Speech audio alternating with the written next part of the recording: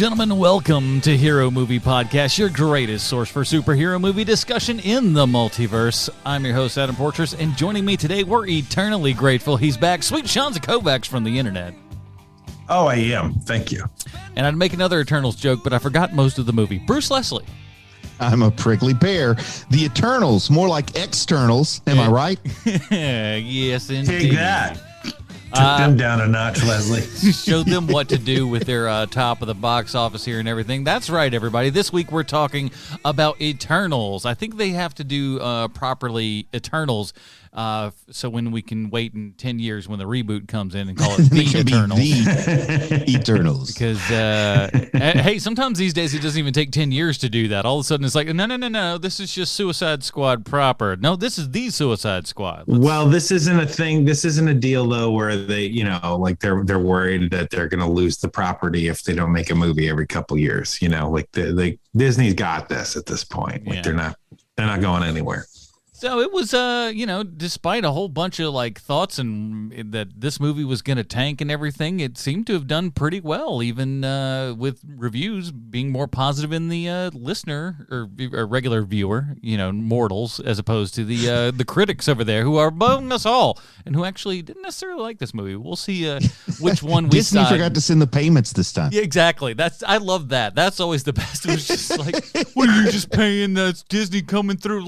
First of all, if they paid these bloggers $10, that would be their rent would go up 300% because those cats don't make any money. I'm just going to say I won't blame any of the critics if they thought this was a Warner Brothers picture. Ooh, take that, Eternals. Yowza. We'll get into all of that. Leslie's coming for you. Before we do all that, we do want to say a thank you to those who support us over at patreon.com/HMP. Doesn't matter what level you support. I get pre-show, post-show, Dinger Zone, and get to vote on a movie that we watch each month. Since this is the start of the new month, technically we're kind of a day behind. We recorded on the 31st last week. So today, we're back at the new one. So coming in at that $40 level, a level that's becoming more and more popular, and that means the world over here. This month we have Derek, Maria, Matt, and Tim. You guys are absolutely amazing coming in at that $40 level. Thank you, guys. Thank you. Not to mention, coming close on their heels, we have Alex, Brian, Jessica, and Nate all coming in at that $20 level. Again, just too awesome for you guys. And no one wants to even say anything because we've left it open. If at any time you guys just want to, shout out something, say anything, we're open for it. But you guys are just we want to support the show. And that's it's amazing. And, of course, we can't forget the backbone of this whole thing. The $5 level is our most popular level. And, of course, we want to thank all of you guys as well. But on our Patreon, doesn't matter what level you actually support at. You get everything, like I said, pre-show, post-show, Dinger Zone. And we're going to do another Zoom hangout not too awful long. And I want on the Patreon page, you guys just kind of talk about it, see what, discuss it amongst yourselves. That's one of the nice part about the Patreon, too, is that everybody's just, pretty nice to each other and everything. Everybody's very cool.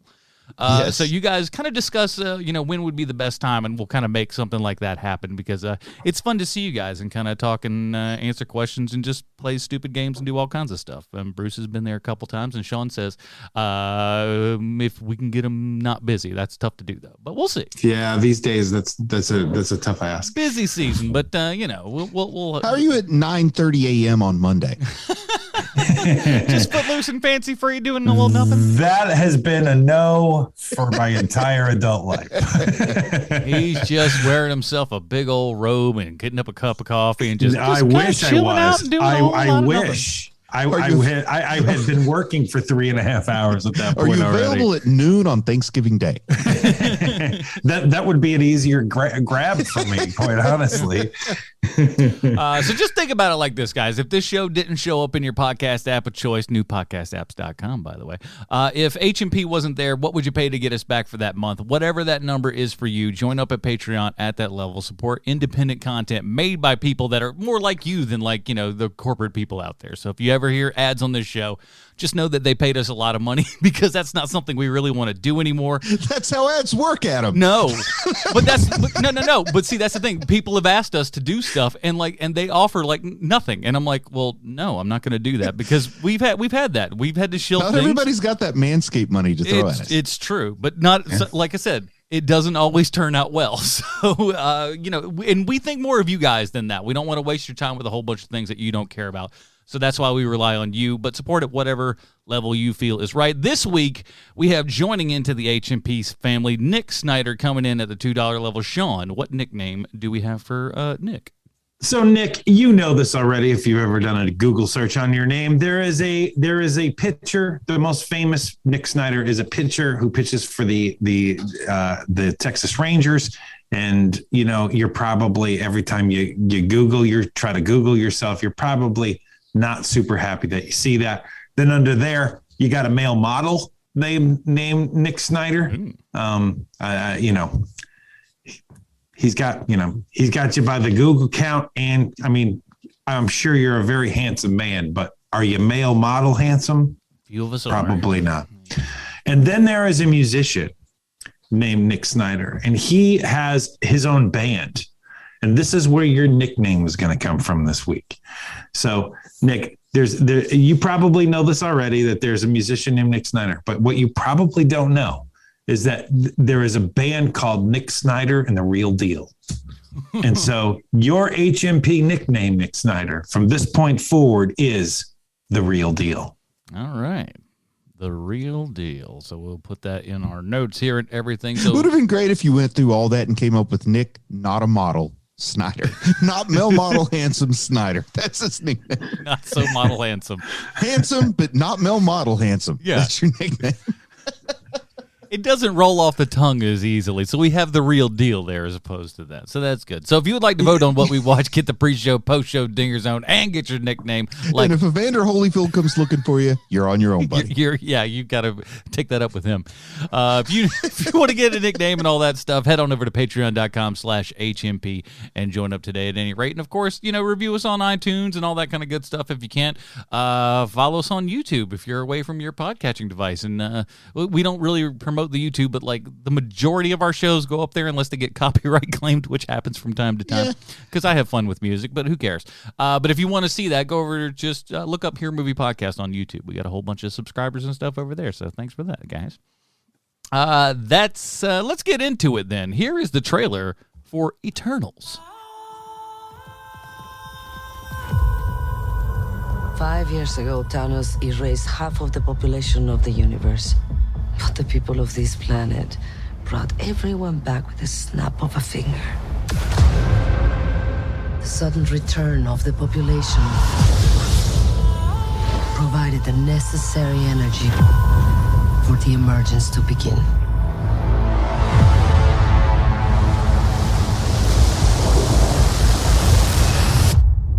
How long do we have?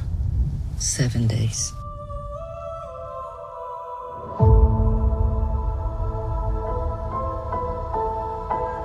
We're Eternals.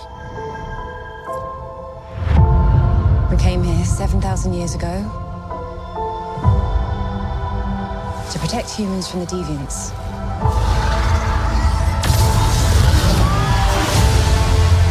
Why didn't you guys help fight Thanos? Or any war, or all the other terrible things throughout history? We were instructed not to interfere in any human conflicts unless deviants are involved. By who?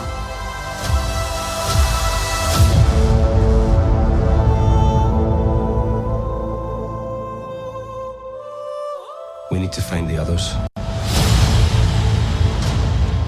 haven't seen some of them for centuries. Hi. Hello. This is what the end of the world looks like. At least we have front row seats. You know what's never saved the planet? Your sarcasm.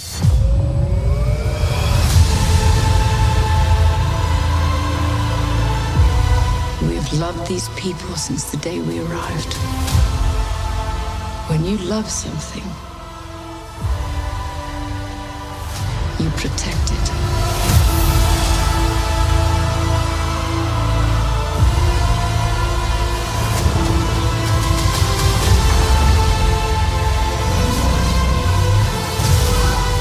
You can't protect.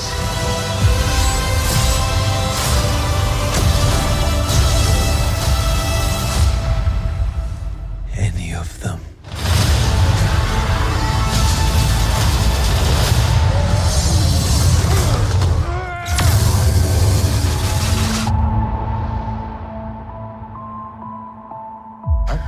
perfect safe house. I mean, what's this even made of? Vibranium?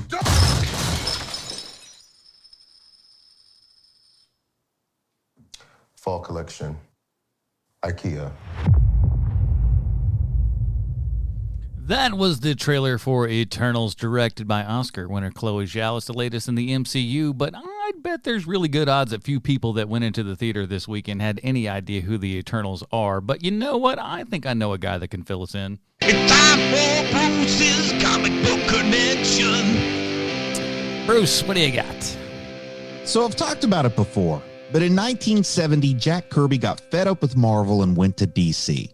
He was able to be his own writer, artist, and editor, and he created the Fourth World. Now, it probably won't shock you to hear this, but DC didn't really treat Jack Kirby any better than Marvel did. Heck, they didn't even let him finish his Fourth World saga before they canceled it. This didn't sit well with Kirby, but what's a guy to do? In the 1970s, there were only 2 games in town, and neither one seemed to play fairly. Well, around 1976, Marvel lured Kirby back by saying they wanted him to fulfill his vision of the new gods at Marvel, and they promised to let him finish the saga. Now, here's a spoiler. They didn't. But when Jack started working on his new Gods project, they wanted to call it Return of the Gods. But the legal department was worried about legal problems, and the name was briefly changed to the Celestials before settling on the Eternals. DC's new gods were the aliens that replaced Thor and Odin and Loki after Ragnarok, but the Eternals, not wanting to be the exact same thing, was about the aliens who inspired Greek and Babylonian mythology and also maybe Egyptian and maybe some other pantheons as well. There really were a whole lot of Eternals. Also, Sprite was the inspiration for Puck in A Midsummer Night's Dream, who was in turn the inspiration for Puck of Alpha Flight fame, so time really is just a big flat circle. And Hyperion from the Squadron Supreme, he's an Eternal, but not from Earth 616. He's the last Eternal from Earth 712. So their loss, I guess? I don't know. But as I said before, Jack Kirby's journey into creating and exploring a new pantheon was cut short by Marvel, just as it had been at DC. The Eternal New Gods didn't lie dormant forever, though, because in 1985, Peter B. Gillis began writing a new Eternals miniseries until the mad slapper himself, Jim Shooter, fired Gillis from the title and gave it to good old dependable Walt Mr. Wheezy Simonson. As you can imagine, changing writers in the middle of a miniseries led to it being a little uneven. But the Eternals really got a chance to shine when Mr. Sandman, Neil Gaiman himself, wrote, and John, I Could Still Draw a Little Bit in 2006, Romita Jr. illustrated an Eternals miniseries that brought the late Bronze Age characters into the modern era. This Eternals miniseries was so good that Marvel immediately set into motion a 15-year plan that involved being purchased by Disney, releasing the highest-grossing film of all time in a global pandemic just to get it a cinematic release. Wow, that Neil Gaiman really is something. And speaking of something, Adam, do you have a list for us this week? Indeed, if that comic book connection wasn't enough for you, let me sell everybody on this next chapter in the MCU, because this movie has everything. Like I said, we've got Oscar-winning director Chloe Zhao. We've got 2-time Oscar winner Angelina Jolie. Oscar nominees Selma Hayek and Kumail Nanjiani. 2-time BAFTA nominee Barry Keoghan. We got two 2-time Primetime Emmy-nominated actors in Brian Tyree Henry and Kit Harington. We've got sword-fighting, fist-punching, table-smashing, ship-raising, laser fingers, laser eyes, dead ghost eyes, tentacle stuff, and a 2.5-hour running time with a movie with a Disney Plus size story. This movie has everything, and maybe that's to its detriment. So before we start, we should say that there's spoilers from this point forward. Because when it comes to the new Marvel movies, like if you're gonna listen, like, yeah, just know ahead of time, because we kind of go through everything here. So chances are, if you've seen this, according to the box office, a good many of them have, or at least may want to know what's kind of going on here. But there will be spoilers from here on out, just so you know. So Bruce, let me ask you just overall question here. Yeah. How much of the Eternals had you read? Oh, as close to zero as I can imagine. Yeah, me too. I had never read an Eternals comic book ever. I still have not. This is my first introduction to these characters. And so, like most other folk, I'm going to imagine,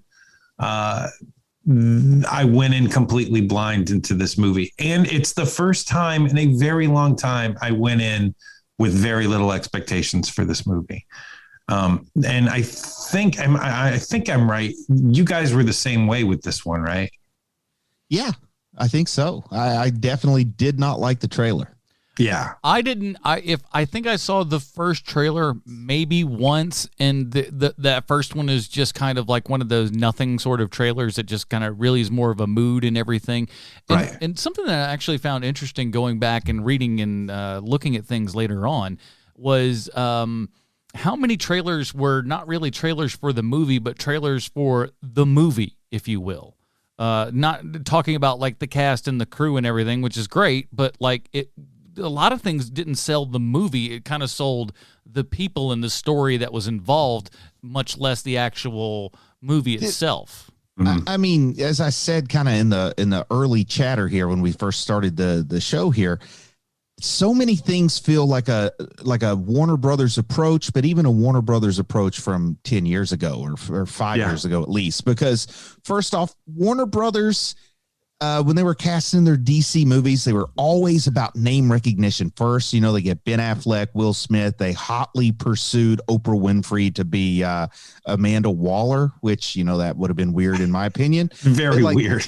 But they're all like investor approach. And then, of course, with the MCU, they were looking at like these pretty good actors that had done stuff, but they weren't box office draws. Even Robert Downey Jr. at the time was kind of like nobody could get him insured for a movie when he was Iron Man. So they took some risks in their casting. Later on they got some more recognizable people, but I just feel like this feels like they got a casting director from Warner Brothers who's like, man, we're going to get all these people whose names you know, even though they don't necessarily work in the same movie in any universe. And some of them do well. Some of them do better than I expected. Some of them I'm like, well, you could have saved some money and got somebody else to do that role. You know, like they weren't able to use everybody to the degree I think they probably paid for. Mm-hmm. The movie feels a little long. They got, I like giving an up and coming director a chance to do something, a director who has their own point of view, a chance to do something. But it really seems like an odd choice to bring the person from Nomadland into the MCU, you know? Well, at least that's something that has been something Marvel's done a lot, which is get like directors that you wouldn't necessarily believe to be, you know, kind of the right person based upon their previous, you know, material and everything. But then those directors really showing up and, you know, giving you a quality product. Yeah, so, but they've also had a few times where it didn't work out for them too. You know, like the fact that they lost Edgar Wright. Yeah. The fact that Favreau was done after 2 and would never do another one. Like, you know, Brano didn't work out so well. So they've also had some misses with that approach too.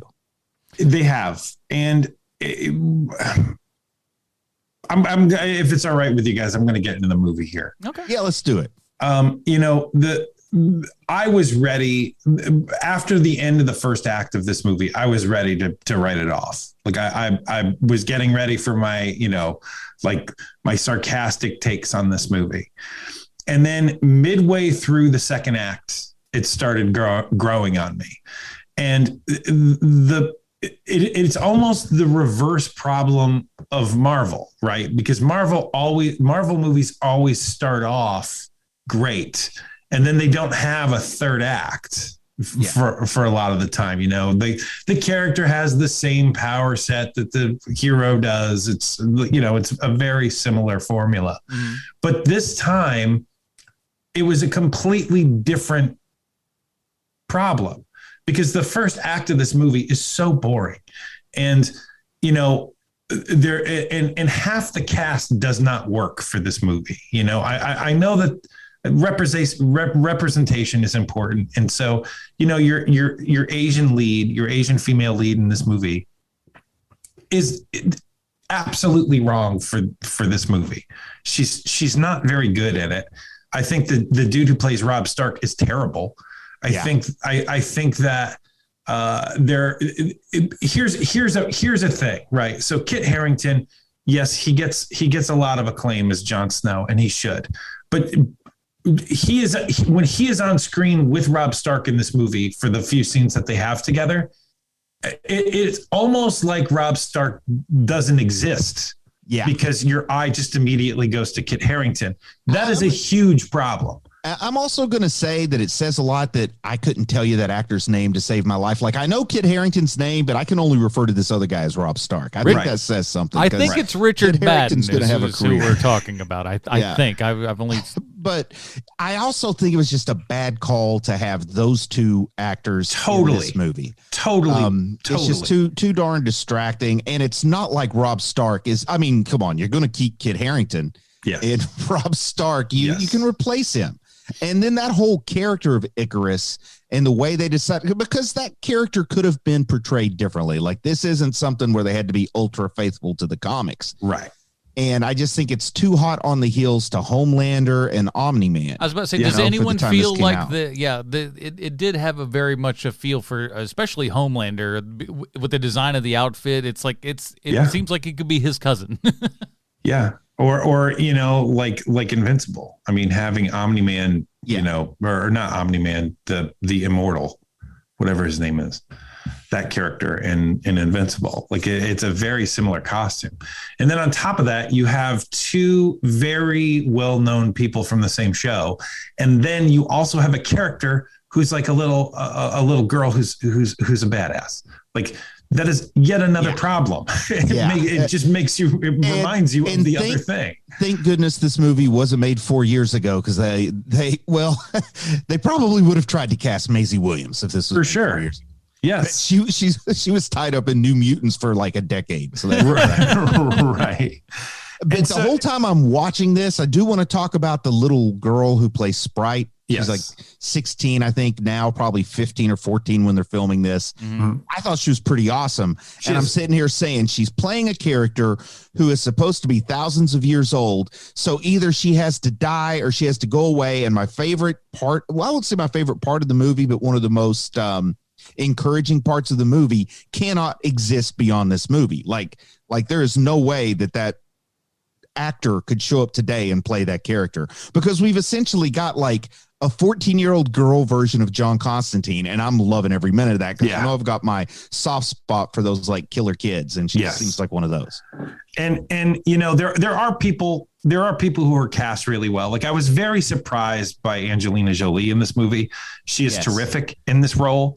Yes. I did not expect her to be so. I expected her to be the most cloying part of this movie, and she's not. She really is showing that she... They smartly, I'm saying smartly, like I know what she could or couldn't do, but they do give her a role that allows her to be not in this front and center for a good part of the movie. Yes. She's showing us why, like, she has been a very steady and really fantastic actor for a long time. Doesn't always pick the best of things to go into, but like when she's really giving it, she is an amazing actress. She just is. And she's a beautiful lady, but she never just got by on her looks. No, not at all. And many times she would ugly herself up for some things and stuff. But I think she's great. And then also Salma Hayek. I don't know the last time I've really seen her in a movie. Because, I'm sure she makes plenty of movies, but they're not superhero movies. They're not sci-fi, so I'm not checking them out. Hitman's Bodyguard's Wife was the last big thing. And let me tell you. That's 2021. I mean, it's not a long time ago. I didn't watch that, though. So I haven't seen her in a while is what I'm saying. Like the last time I saw her were reruns of 30 Rock. And I got to say, she delivered more than I was expecting from her. Yes. There's a lot of things I like about Salma Hayek, seeing this performance, and also seeing the fact, like, especially having her share the screen with Angelina Jolie. It's nice to see like the person who's growing old gracefully like I am. She's definitely not getting tons of work done. She's got the right kind of beautiful for I really, really was impressed that she was who she was in this movie. And I was kind of bummed that they took her out of it so early, but because of the structure of the film, her character was still there, even though they died early on. The report is that when they asked her for if she wanted to read for this Marvel role, her thought was, oh, they're going to have me play like somebody's grandma or something like that. And they were like, no, not quite. Not quite. I mean, she is still working a lot. Like one of the trailers of that I got at the beginning of my movie was the House of Gucci, and she's in that. Yeah, that looks good. Yeah, I saw that trailer and didn't even recognize her in that because everybody looks unrecognizable in that trailer in a good way. And other than Adam Driver, you're not going to miss that. The guy. best part about that is like because we've just had a crappy Ridley Scott film, now we're going to get a good Ridley Scott film because it goes in those waves. Ridley Scott is an ebbing and flower, not baby. to derail it, but is Jared Leto in that House of Gucci movie? Yes, he is. He looks great, unrecognizable. Yeah. Unrecognizable. I'm down for it. Like that's the kind of crazy Jared Leto performance I want to see. Well, he should have been the Penguin, not the Joker. I'll just leave it at that. Same thing. Same deal. He's doing the thing again where like, I know that I am far too handsome. So I am going to ugly it up for everybody just to make it okay for everybody in the room. Now we're all on even playing field. Yes. I had to make the decision to do that about 12 years ago. My life's been so much easier. Well, I've seen pictures from them. You didn't really need to do a lot. Oh. But to get back to the movie here, like, I think that we're on the right path talking about the things that we like about the movie, because there is a bunch to recommend it. Like, I don't know if you guys I don't know how you saw this movie, but I saw it in a pretty packed theater last night in Atlanta here. And it was a mixed audience, a pretty good mix of audience. And when that on-screen kiss happens, the big one, the controversial one, the first reaction was I heard a lot of groans. And then after the groans, I heard a lot of applause. So now the way that I heard about that kiss, was that in Saudi Arabia, United Arab Emirates, I don't remember one other Middle Eastern country that banned the movie. They didn't know that kiss was in there till opening night, and then after the first show, they shut it all down. Oh wow! And I'm wondering if not only was it two men kissing, which of course some countries still haven't broadened the horizons to the full spectrum of human existence. But I wonder if it sort of really got him hot under the collar because it was a Emirati-born Lebanese actor that was the man he kissed. I mean, it's just a kiss, period. I'm sure the cherry on top is the fact that he's one of them. But I mean, this sounds so ridiculous to be having this conversation, but representation is important. But here's the big deal. This is the first time Disney didn't just say, "Oh, well, this side character, when you weren't looking, he was kissing another." And that's what I'm front and center. And that's what I'm trying to get to here. Like, I can't wait for the day where you see something like this in a movie and it's not a big deal. Like, I can't wait for that day. But so to have this happen in a movie this late in the game, like especially something that is representative of someone who is watching these movies when they're like a kid and having a tough time trying to figure out who they are. Like this is an important moment here, but I honestly can't wait to the day where we jump cut to. Like, oh yeah, that guy's gay. Here's the problem that I had. It's not with that, but with the follow up kind of sex scene where it's like, why is this in this film? It doesn't need to be there. Like when you fade to black, we all just put together in our heads what was going to happen after the fade to black, and then we have to fade up and then see this smoochy, I love you, and it's like, why have that to be in the film? Like it doesn't really in a movie that is PG-13 that is ultimately slated towards a younger audience and everything. Why put a gratuitous sex scene in this? It's not graphic or anything, but it doesn't need to be there. There's nothing that ends only the needs story. to be there if it's like nothing. if it's like MacGruber style where you're taking the air out of it. Right. Yeah. You're like, when you fade to back, you picture this beautiful thing. Guess what?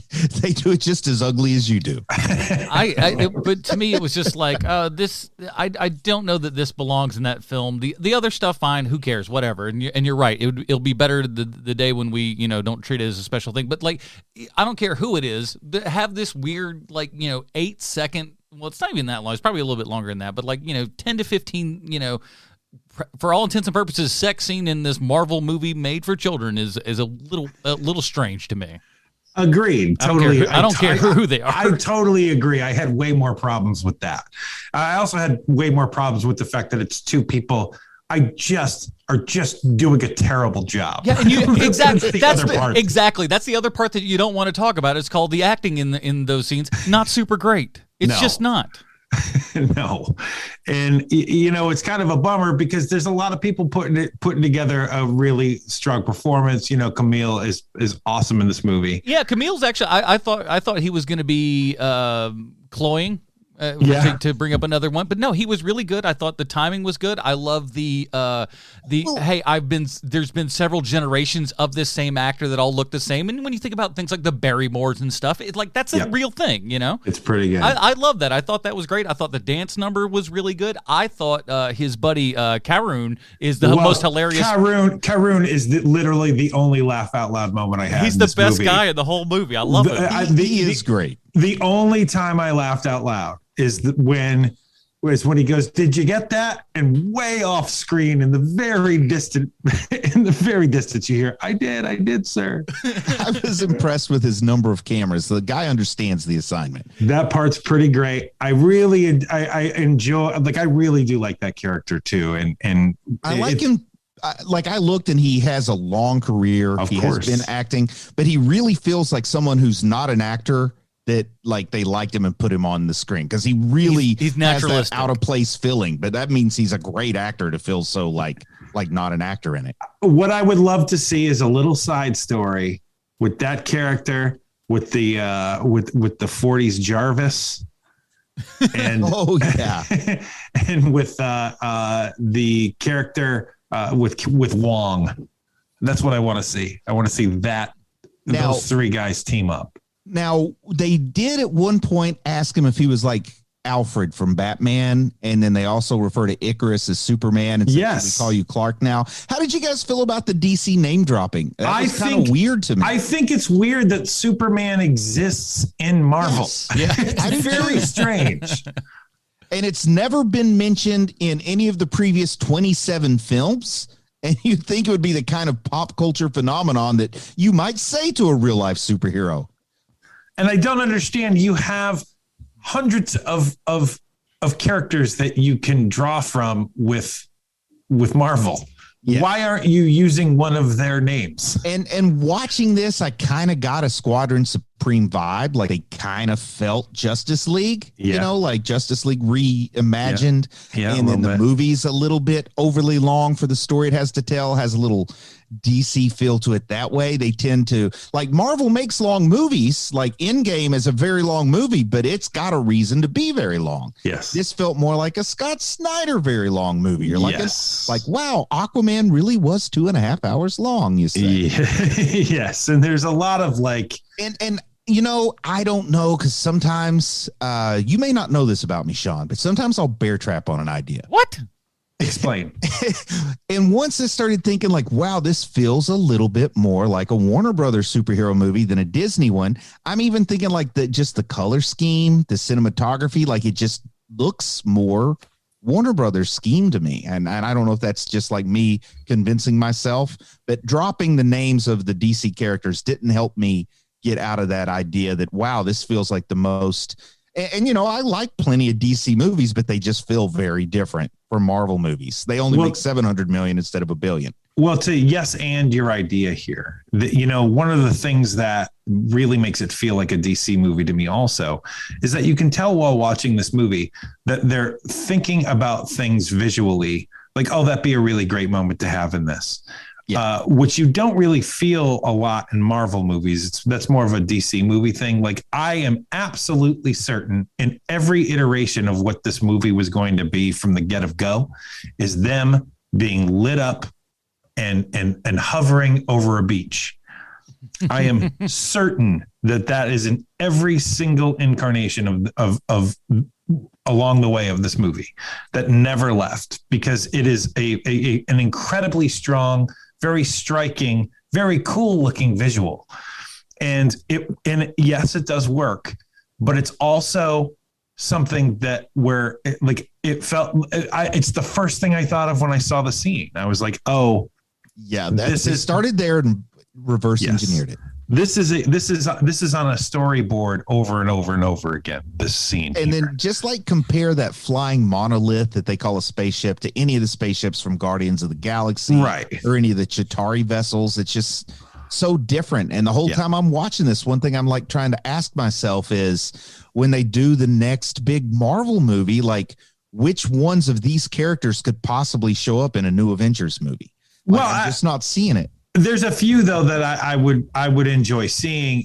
I just don't want to see them as superheroes anymore. You know, I don't want to see them in their gear. I would love for there to be a Hannibal Lecter style thing where like, or to make it more Marvel-y, like Tony Stark after the snap, where people walk up to him in his little cabin and they're like, "Hey, can we have 5 minutes with you?" And he's like, "No, I'm busy." Like that kind of thing is awesome for these characters. I would love to see, Camille Nanjiani again. I'd love to see that character not be Kingo or Kingu, whatever his name. Kingo. It's such a. That's another thing too. Is the names are so awful. The names are awful. Well, those Jack Kirby was great at drawing. I know. But he came up with his names like a drunken hobo. He sure did, and they're terrible. But it's the reason why we're calling them by their actor names or other performances, and not their eternal names. He created that famous character Rob Stark, because I don't even want to call him Icarus with a K. It's got a K in it. Can I tell you the best thing about the comic book origin of Icarus? Please. He's actually Daedalus. There you go. No follow-up questions will be entertained. But he's actually Daedalus, but they call him Icarus. Egg on my face, I'll tell you that much. So, I really was ready to write this thing off. And then when they start tracking down the other Eternals, and so it's not just all Rob Stark and pretty Asian lady, more people are coming into the fold here. And that is where things start getting interesting. Like the dude from Atlanta being in this movie. Like, I don't find his laugh lines funny, but I do like that character. I like that guy. Is that where I know him from? Like, he's one of those guys. He's like, I feel like I know that guy, but he was in the last Godzilla movies, one of the podcasts. Oh, that's right. He was the podcaster, right? Yeah. They wanted to collect all the bleach or something. Yes. Yeah. I knew that I liked him in that too, I think. But I like that guy a lot. Like, I was feeling like maybe I had seen him in a horror movie or something, but it was Godzilla. Okay. I like him a lot as an actor. I don't particularly care for him here. I don't know that he does anything special or interesting. It felt like they were really hamstrunging this very funny actor and not letting him kind of. It felt like he needed space to move, and like for sure he's got a couple of laugh lines in there, but like you said, they're not funny laugh lines. They're not great. Yeah, you heard one in the trailer. It's like, oh, it's IKEA. Oh, like, and it got like a light chuckle in the room, but like, no. Yeah, I like the character because I like having a character that's a builder, and that's like having that explanation for their tech. That part's great. I think that there needs to be more of that, especially now that Tony Stark isn't around anymore. You can't just say, "Oh, that's Stark tech." Like that doesn't work anymore in the Marvel universe. So you need a new thing. So having him around later is probably a smart deal.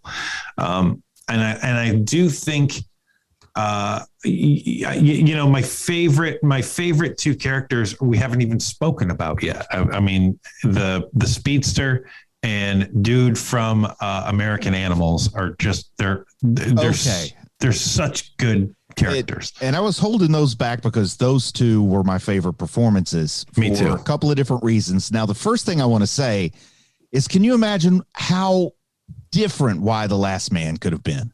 I mean, I'm sitting here watching this, like take even acting ability out of it. Just this guy has that sort of look that I think Yorick needs. He's not Mel Model handsome, to quote a friend of mine.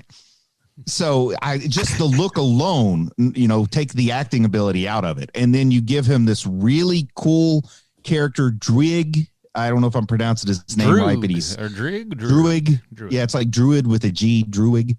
But he's lame. Like, is he evil or is he good? But that's what makes it great. That's what makes it great. Exactly. And he's a bad guy working for the good guys. And he can absolutely pull that off. Mm-hmm. And I really liked that character. I liked the way he was out. He had his own slave army when they showed up to try to get him. I mean, just a lot of cool stuff with that guy. And then to give him the sort of love story with who seems like the most noble, straightforward, innocent of the character, who's Makari, who's a male in the comics, the speedster.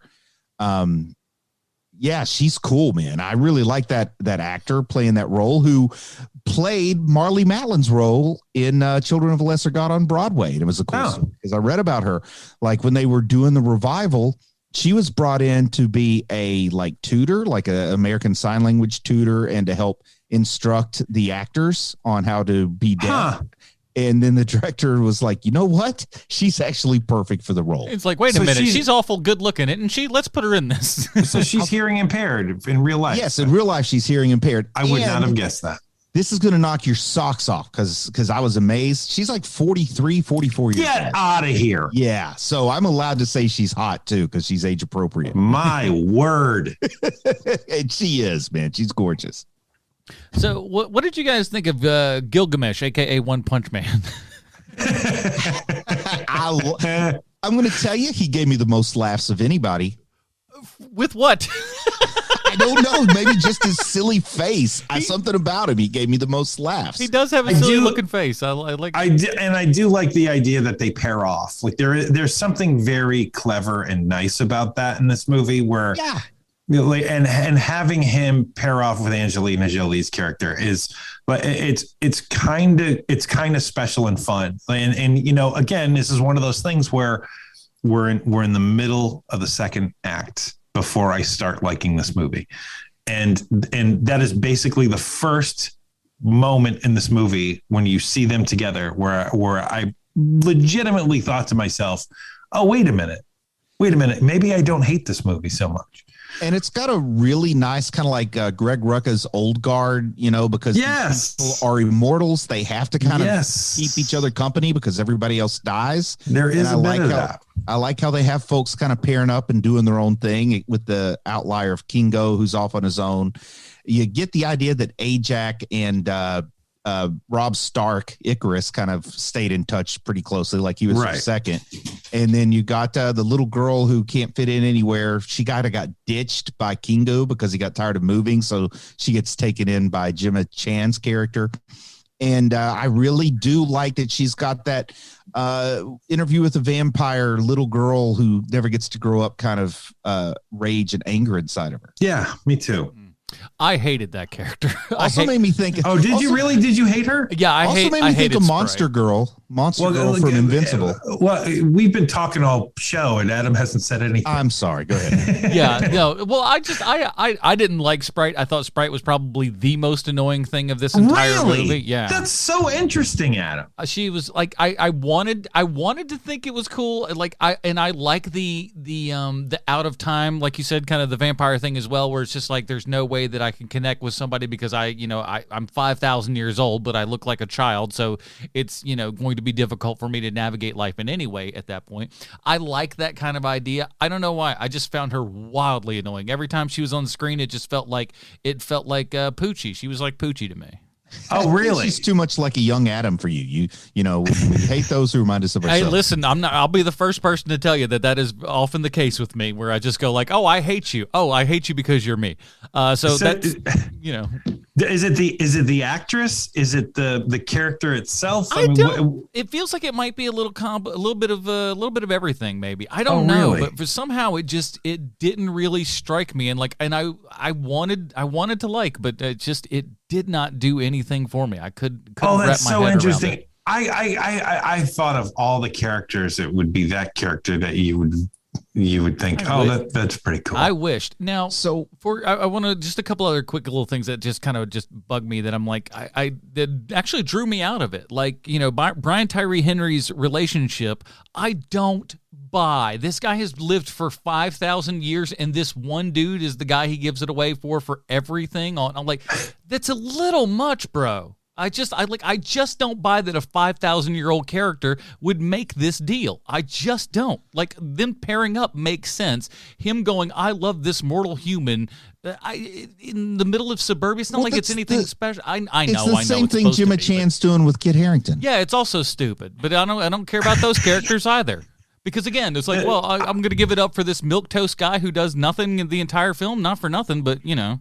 One of the things that did drive me a little nuts about this movie is that, you know, when you're around older people, like, they like to hold on to things for memories, you know, and as I'm getting older, I find that I'm doing the same thing. Like, oh, you know what? I'm going to hold on to this as a keepsake. They have nothing. There's no keepsake anything. Like, even when you're at Ajax little, like, you know, Texas little farmhouse thing, like, there's nothing there to show you, oh, she's been around for a long time. Yeah. Like, that's kind of one character kind of does keep stuff around. One character holds on to their memories, and that's Makari, the speedster. Right. And that part, but like, she's like hoarding it almost. Yeah. And she's living in the ship. Like, I think that having, like, each of these characters, I mean, maybe one of them wouldn't, but, like, for the most part, each of these characters would have keepsakes around, you know, to remind them of something. I mean, just the simple fact that, you know, even the character that you and I love, Bruce, the dude from American Animals, like, that guy, there's nothing to show you that guy is 5,000 years old. I mean, there's nothing around you that says that. And he's been there at that little cabin for 2,000 years, right? Like, in that little forest thing. Yeah. Now, I mean, because when we think of number 5, more like 500, because it was in the Amazon, so it was, you know, during the conquistadors in, like, the 16th century that he started. Oh, there you go. Okay. Like, number 5 on Umbrella Academy. Like, well, I believe that actor is playing somebody who is in his, you know, like, 60s or whatever, because that's how he's playing it. None of these, everyone just feels like they're a young person being themselves and saying, I'm 5,000 years old. How about that? Well, that dude is also a gift to us all. Like, I mean, the guy who's playing number 5 is, yeah. I mean, literally, it seems like he came out an old Jewish guy. Yeah. I mean, they don't cast just anybody in Nick and Nikki or whatever that show was. Nicky, Dickie, and Dawn. What was the name of the show? Nicky, Dickie, and Dawn. Proud of myself. I got it. But it's I don't know. I wish there was that was the biggest thing for me, that the relationships between some of these characters in your 5,000 life year span. This guy that you've met, let's just say it's even been for 20 years. That is such a blink of an eye to a 5,000-year-old that it's insane that you would just be like, I'm giving it all up for this one guy in suburban America. Oh, and you know, one of the things that I do want to speak to, because I thought that this would be the biggest hurdle of this movie to get over, and actually they did it really deftly, is why aren't they around during all of the rest of the Marvel stuff? And the way that it's not even explained away. It's part of the plot of why they weren't, because they can't, because they don't care enough. Yeah. Like, that part is awesome. Like, but they introduced their own plot hole, because actually they did kind of care, because Ajax said it delayed the emergence when the snap happened, because it decreased the population, so Earth was no longer ready for the emergence. So it was after the unsnap that it was back on track for emergence. But that also fills the hole, because after that happens is when they start caring. Like, oh, wait a minute. We should, because Selma Hayek's character is like, they did this all themselves. I'll tell you this. That's amazing. As a Gears of War fan, the emergence is always the thing that kind of bugged me. Like, I'm sure the Cersei thing bugged a lot of Game of Thrones fans, because it's just like, wait a minute, that's the thing I know from another property. Oh man, they already had 2 Game of Thrones actresses. If they had Lena Headey as Cersei, that would have been. Oh my Lord. Friggin' Peter Dinklage to be Sprite. We got it across the board. Hey, listen, if you're gonna go all in. You know, that's what I say. If you're gonna do it, just recast all. Just Sean Bean as Robb Stark. Hey, throw them all in there. I don't even care. I want to say something about the movie, though. I want to tell you what my biggest disappointment is, because there were some really, really interesting questions here. And I think that this movie was plenty long if they wanted to explore some things. And I don't know much about the director, but just knowing a little bit about what she's done, though I haven't seen it, I get the idea she would be the sort of intellectual thinking director that would want to explore some of these questions. And maybe she was reined in from someone else. But you've got like a question that gets asked by Sprite. If the Celestials could make me any way at all, why would they make me like this, like an eternal child? But then they could also ask, like, why would they make Makari hearing impaired? And they could maybe even ask, like, why would you make somebody that's got a few extra pounds? Why would you make somebody who's middle age instead of prime age, you know? And I think that it would have been really cool to look into that a little bit more and find what that reason is. And they could have actually explored that and used some of this downtime and some of this quiet time for something I would have found more interesting, probably. But they didn't. Well, and these are all excellent points. And I would imagine that in the story group, you know, back at Marvel HQ, that's probably happening right now. That because they're going to keep using these characters. They're just going to, you know, they are. And so to have, you know, it's probably one of the things that's going to be brought up later, much like Tony's problem being shell shocked after the events in the first Avengers. Like these things are going to come up later because it makes them interesting, quite honestly. And then they just barely touched on it, and then I feel like kind of shied away from it. But I think there was a stronger debate and a stronger battle to be had about the cost of not letting the Celestial emerge. I feel like they all just kind of like jumped to the conclusion. It kind of makes me think of exceptionalism, you know, that people think my group of people is more important than other groups because we're intrinsically different. It's like this exceptionalism that Earth is more important than the billion other future lives that'll be created. Like, you know, the same reason that you can't cry for a carrot when you eat it is why you can't cry for a planet when it goes down to build a new planet. And I felt like they should have had more of a battle on that instead of making it just so clearly like the heroes save the world, even when they're not heroes from this world. And I wonder if we're going to keep seeing the stone being that's in the middle of the ocean now. That was one thing I was wondering. It's like that will be kind of a cool backdrop in future movies if they find themselves in wherever this was at. I don't remember where it was happening at. I love all the Celestial stuff. It looked really cool. I love the design. I thought they pulled that off really, really well. I'm like, ooh, like it's like stuff like that's getting me more like hype at some point for like, you know, a Silver Surfer kind of a Nova type movie. I'm ready for getting in that world, you know? I'm kind of bummed that we got a Celestial before we got a proper Galactus. Yeah. Because they're going to feel a lot of light.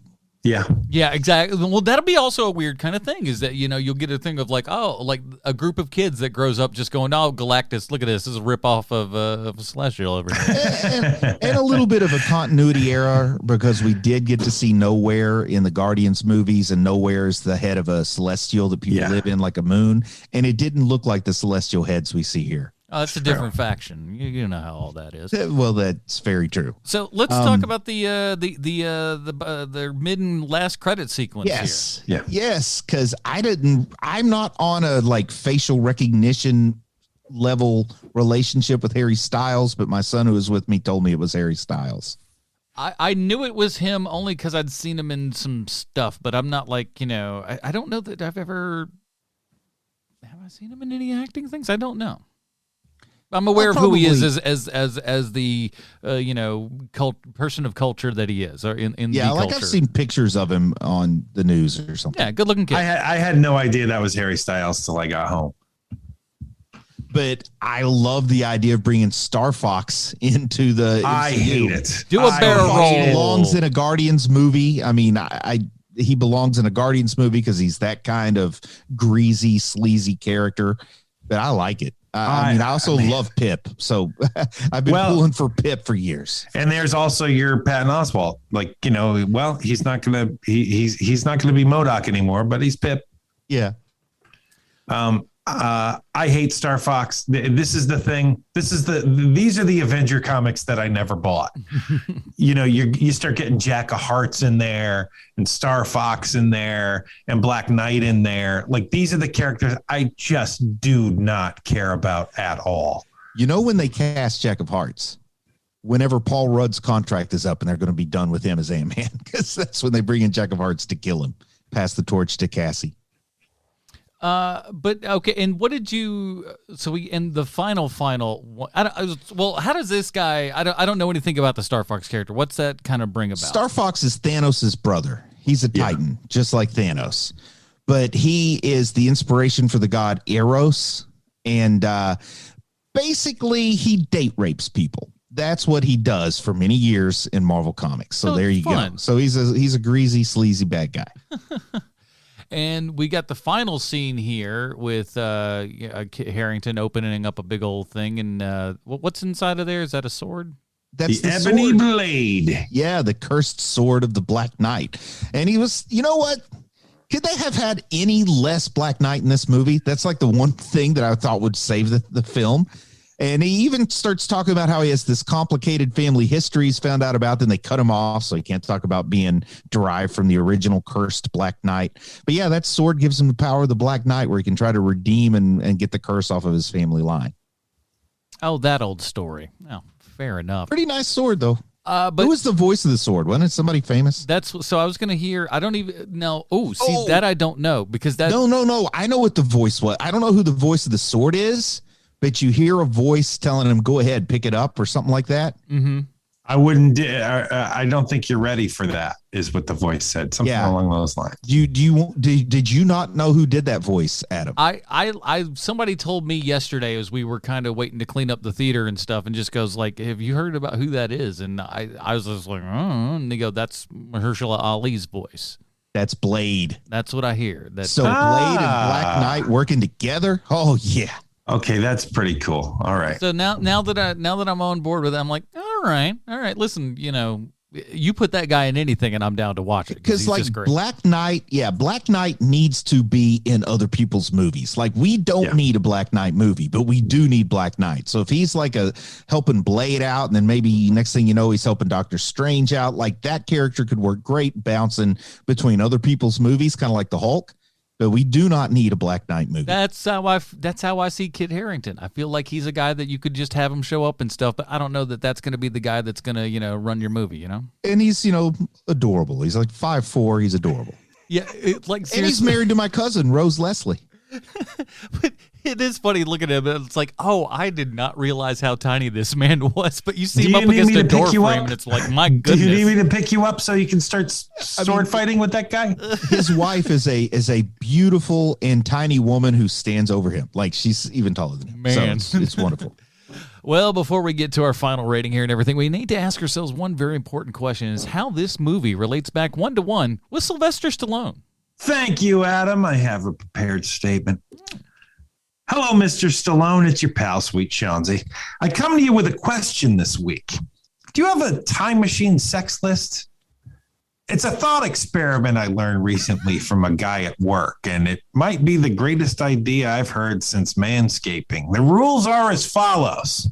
1, you can go back in time to have sex with anyone you want at the time you choose. 2, you had to have already existed during that time, so you can change bodies with the you of that time with your current body. Also, this ensures that you don't screw up our timeline. So if you're engorged and tingling with the thought of Mary Todd Lincoln, you're out of luck. 3, it's consensual. Anything else would be a horrible crime, which means you can't just show up. You would have to be willing to put in the work, which means you would need to choose wisely. Maybe you're attracted to someone that's an idiot or just a horrible person. That means you would have to be willing to accept this person as is and put in the time and work. So if you're attracted to an idiot, let's say a 21-year-old Axl Rose, that means you need to spend the time with a 21-year-old drunken, stupid Axl Rose. The thing I like most about this thought experiment is that you can't just pick anybody. And Mr. Stallone, I bring this all up because number 3 on my list is 1995 Salma Hayek. Yeah. As you might have guessed, I put in a lot of thought into this list, and I know what you're thinking, Mr. Stallone. Why number 3? And I'm glad you asked. That's a great question. I've come up with a system, and this system I've chosen to call SHISSY, which stands for sexy, humor, intelligence, sober, stable, youthfulness. And I'm going to break this down for you also. And we'll use Selma Hayek as the example because she's the reason why we're all here in the first place. Now, her sexiness in 1995 is a full 10 out of 10. That's not even a question. It does not get much hotter than 1995 Selma Hayek. Humor. She's not going to be starting a one-man show on Broadway that revolves around her early days in Mexico, but she can tell a joke, and she has good timing. That puts her at about a 5. Intelligence. Anyone who can speak more than one language fluently has their brain working at a pretty high capacity. So I'm going to give her a 7 there. Sober. And this is a tricky one because for me, you don't want someone who scores a 10 here because for me, I'm someone who drinks occasionally, not often. I'll have the occasional beer or wine when I'm feeling froggy. And I don't want to be tisk-tisked by a teetotaling no fun Nick. Mm-hmm. But I also don't want someone who needs to get fall down drunk every weekend. And I've experienced this before, and I'm not going to mention any names, but maybe her name rhymes with my schmeck schmeif. And since then, since I haven't heard anything about drugs or booze from Selma Hayek, I'm going to say that she at least holds her own and she's not dealing with the demon in a bottle. Okay. Stable. She's an actress, which deducts 3 points right off the top. Yeah. Yes. But she's not a nightmare on set, so we're going to call that a 5, right? We'll give her a 5 on that one. And finally, youthfulness.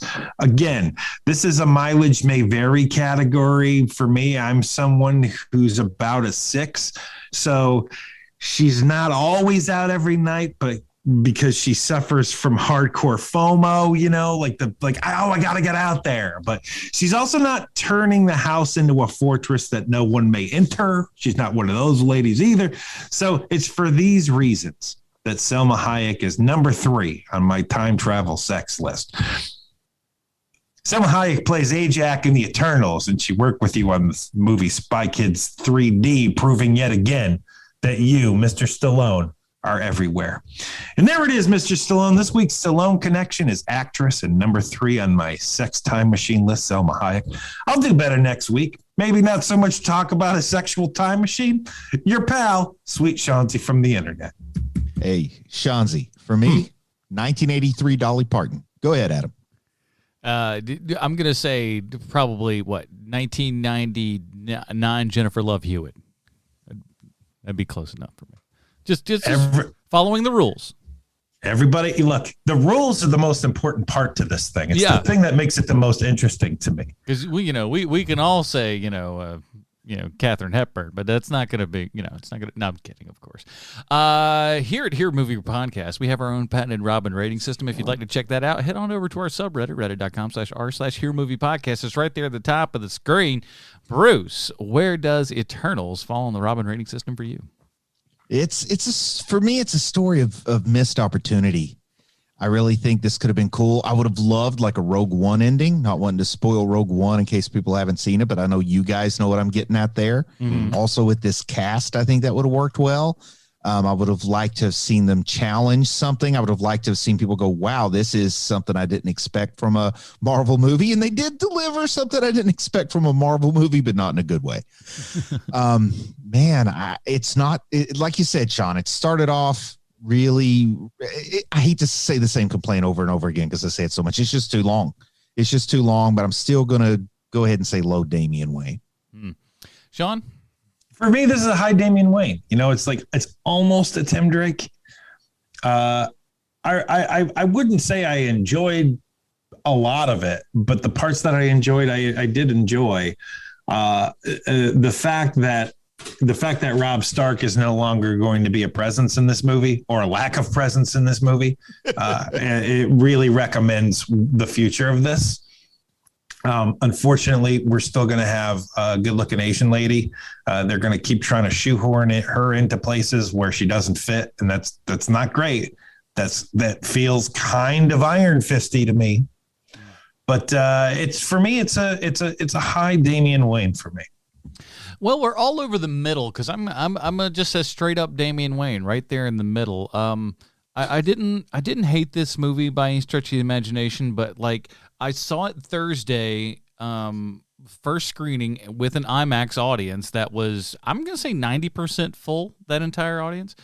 And while there were a couple of laughs, like there was zero energy in this place, especially from the people who you would imagine paid a premium for this ticket and they are going in wanting to be all in. And I couldn't feel anything coming off the people. That said, this thing's got a fantastic rating with the audience on IMDb and not so much with the critics. I don't even know. And they were talking early on about this movie getting review bombed and everything. Even if that's the case, then like everybody likes this movie. But at the same time, my brain itches and I just go, why does everyone like this movie? Because it's... Like Bruce is absolutely correct. The movie is far too long, but it's also should be longer in as much as this should be a Disney Plus show where we could develop these characters, we could find out who they are and get this great story, but we cram everything in that should have been like a 6 to 8 hour thing into a 2.5 hour thing, and you lose a lot on account of it. And that's why I really think that, you know, the streaming for, you know, Disney and a lot of Marvel stuff is really going to be the future for this, because you can tell just much more interesting stories over longer periods of time as opposed to cramming all these things in. Because when you look at this, does it really look like it's that much more budget than, say, The Mandalorian? I don't think it looks like that much more money. But no, but the talent, man. Yeah. Come on, that's some expensive talent. Exactly, and that may be part of the problem. Again, get us in with a good story and interesting things. Don't really worry about the talent too awful much. I mean, that stuff works itself out with, you know, hiring the right actors for the roles as opposed to somebody. Well, everyone knows these people from Game of Thrones, so therefore we have to have that. So. Well, I will say this about this movie that I never got to before, which is that it is very representative. There is a lot of people being represented in this movie, and it doesn't feel like the Burger King Kids Club. It feels more like the Fast and the Furious, where it's not a big deal. And that's that's kind of what I would imagine why a lot of people are like, oh, I like this movie because there's somebody who looks like me in this movie. Like that's going to go a long way these days. Yeah, and maybe like the Fast and Furious, I'll love the fifth Eternals movie. Yeah, maybe it's gonna take 5 films. Seriously, might be a slow burn where it's like, man, I can't believe I was so cold on this, and now it's my favorite. But again, who knows? But again, you know, it's all that a television show where you get to learn who the characters are and understand who, you know, where these people are coming from and everything. It makes it all the much more better. They call them the Eternals and like 4 of them die. That doesn't make sense. Yeah, that is pretty crazy. Sounds like you're kind of gilding the lily there. We'll talk about what we're doing on next week's episode in just a moment here. But Bruce, where can we find more of your work on the internet? I hear you're doing sketches now. Oh man, I'm doing skits. I'm doing sketches, and the public, they love it. They love it. Sean, my sketches, they love it. Mm-hmm. I get comments that say these skits are the best thing ever. Please never stop. So go check out my YouTube channel, youtube.com/C/Bruce Leslie. And you'll see my acting and comedy writing prowess a minute and 30 seconds at a time ahead of my Attack on Titan reviews. The costume changes alone boggles the mind. Yes. They're exceptionally well lit. You can hear the audio that's inside. It's good. Good stuff. Sean, what Your else? Occasional ambulance siren going by. Go ahead, Sean. Sorry. You can find us at 30 Questions, where we ask 30 questions of some very nerdy property. And the next one coming up we have is the Book of Boba Fett. No, incorrect. No, the next one we got coming out is Hawkeye, and then Hawkeye. Fett, Hawkeye, then Boba. But if you'd like to hear us talk about Boba Fett, head on over to patreon.com/HMP pre-show, post-show, and on the Dinger Zone, we talk about Book of Boba Fett and a couple other things that are coming out and streaming and all that kind of good stuff. So go check out those. And so we have a Star Wars 30 questions and a Marvel 30 questions. Go check them out. Just type in 30 questions, and everyone that you see, just subscribe to that and review it 5 stars, humdingers, all that. You know it. Humdinger. So that will do it for this episode. Next week, we put it up for a Patreon vote many a time. It's gotten some votes, but never actually won. But we're bringing it on. Son of the Mask. That's right, everybody. We covered Jim Carrey's The Mask way back when on this show, but now we're finally tackling the, some say, superior sequel. Who is saying that? Nobody, man. Literally no one. Not even Jamie Kennedy himself is saying that. But nevertheless, we will be watching that as currently on HBO Max for those of you that have that, or if you're one of those hardcore Mask fans, and I know that you're out there, crack open that DVD that you got. That's because I know they haven't put it on Blu-ray yet, I'm sure. So break out that Son of Mask on HBO Max and all that. I've never seen it. Is Walter in Son of Mask? Do you know, Bruce? I've never seen it. Is that the dog? No, Walter is like the guy is like the Mask's arch enemy. I don't know, but we're gonna learn something. Yeah, everybody. I've never seen it, so I don't know. It's got Loki in it. I don't know for to what measure, but that's how we got. So we're gonna check all that kind of good stuff out. Alan Cummings is oh, well, come Loki in on. that. How do you not love the old Alan?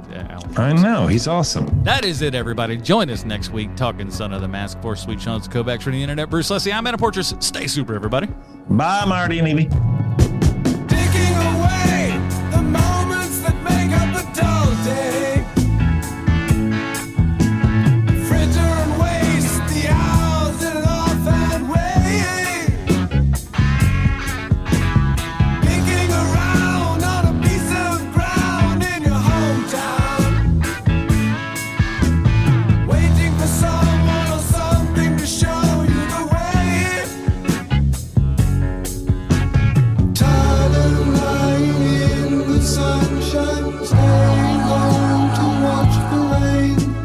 And you are young and life is long, and there is time to kill today. And then one day you find 10 years have gone behind you. No one told you when to run. You missed the starting gun.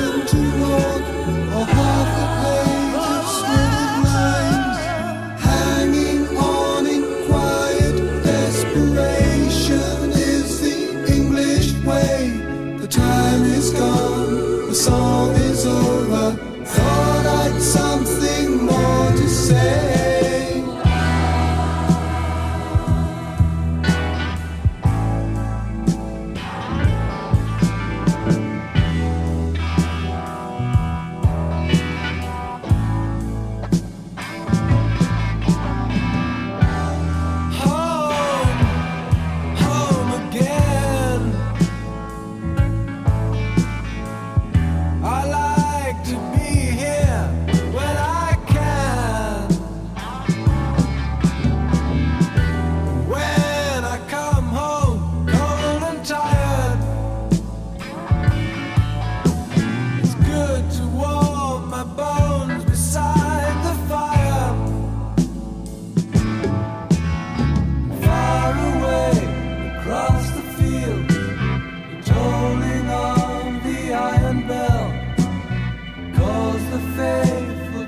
candies. You hear the softly spoken magic